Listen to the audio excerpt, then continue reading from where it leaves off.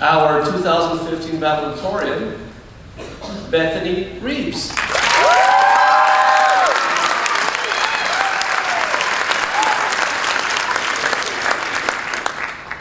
Good evening, ladies and gentlemen. Tonight is a night of many endings. It represents our transition to adulthood. No longer will we call Cornerstone home. We are moving on, branching out, spreading our wings. Tonight may be the end of our time as high schoolers, but it's the beginning of our next great adventure. Wait, what's that? You've heard this before. Let me start over. Ladies and gentlemen, each of us has a story. Within that story are joys and sorrows, ups and downs, twists and turns. These moments all work together to bring us here, where we are today. Tonight, one chapter of our lives may be drawing to a close. As our author finishes the final sentences, our heart rate quickens. Is this the end of the story? Don't worry, you can let out your breath. It's not the end.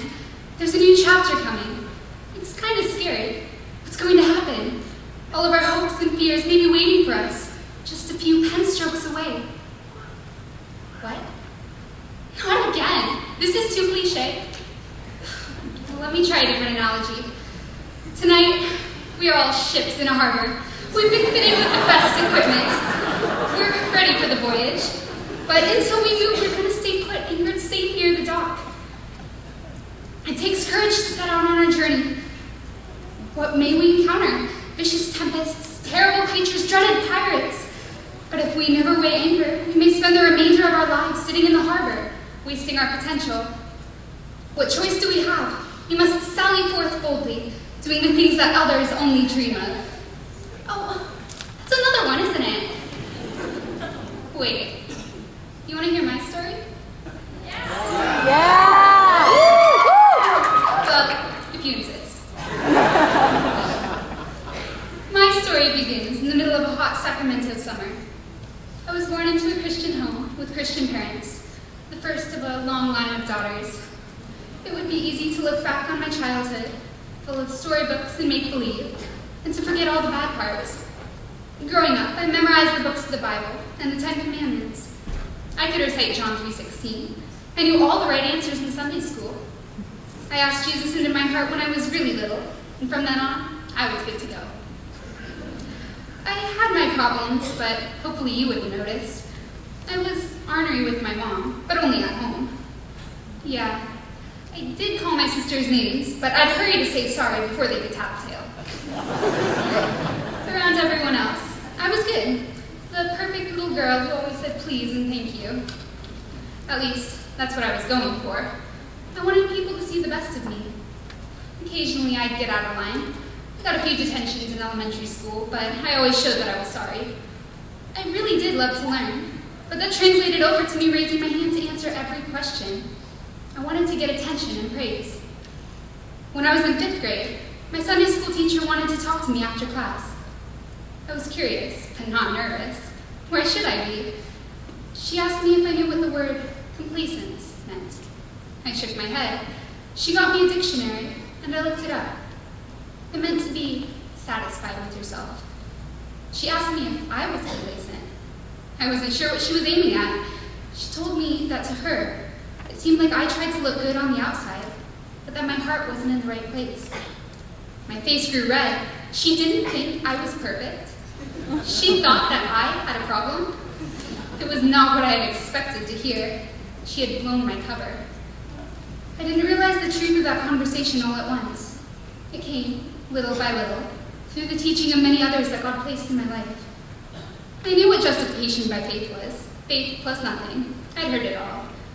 But I had been hoping that my outward show would make me a better person somehow. I had to learn that the only claim to righteousness that I had came through Jesus Christ. As I said, it was a process. I was constantly being reminded of it and having to shift my focus off myself yet again. A lot of it came through reading and hearing God's word. Some of it came through my relationships with people, too. I learned that I could admit to having real problems, and that they still loved me.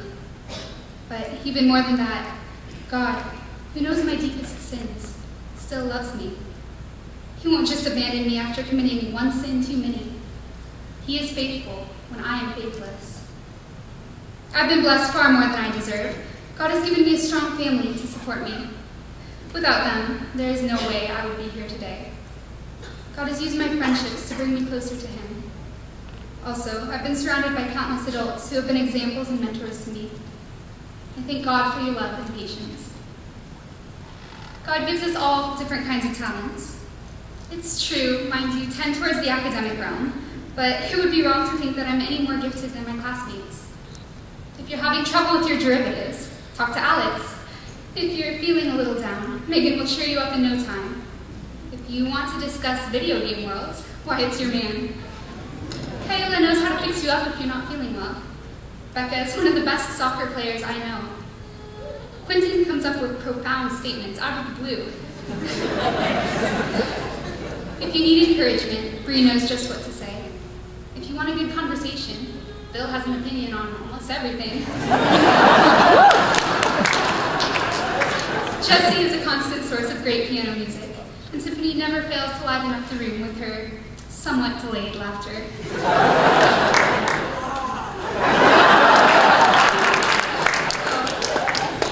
These people up here with me are diverse.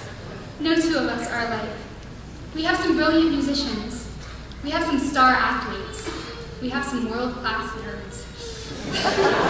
But we are more than our labels. We are young people, full of potential, ready to make our mark on the world. I'd like to stand in front of you all and say confidently that we are the future shapers of America, that we are tomorrow's politicians, CEOs, celebrities, and the like. But statistically speaking, that's probably not true. We're just 11 kids about to be released into the big world. More likely, we'll go to college, get a career, get married, and start a family. Most of us will never see our face on a magazine cover. Few of us will ever end up on TV. We probably won't stop crime or cure cancer. But does that mean that we won't change the world? We may not spend our lives in the spotlight, but throughout Earth's history, God has used His faithful followers to accomplish His plan. Noah, Abraham, Moses, David, were these men chosen for their bravado and charisma? No. They had faith. God used them, and the world will never be the same. Why should we be different? Our life's value isn't measured by the size of our checkbook or by the letters after our name.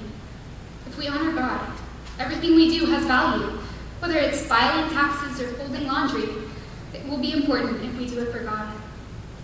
Tonight is a turning point. We are leaving Cornerstone. Most of us won't have Bible classes every day. It's up to us now. Will we let the cares of the world strangle our feet?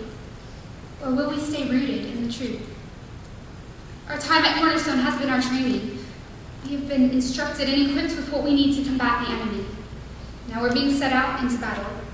The stakes are high, but with God's help, we will overcome. Thank you all for spending the evening with us. You've touched our lives more than we will ever know. May God bless you richly.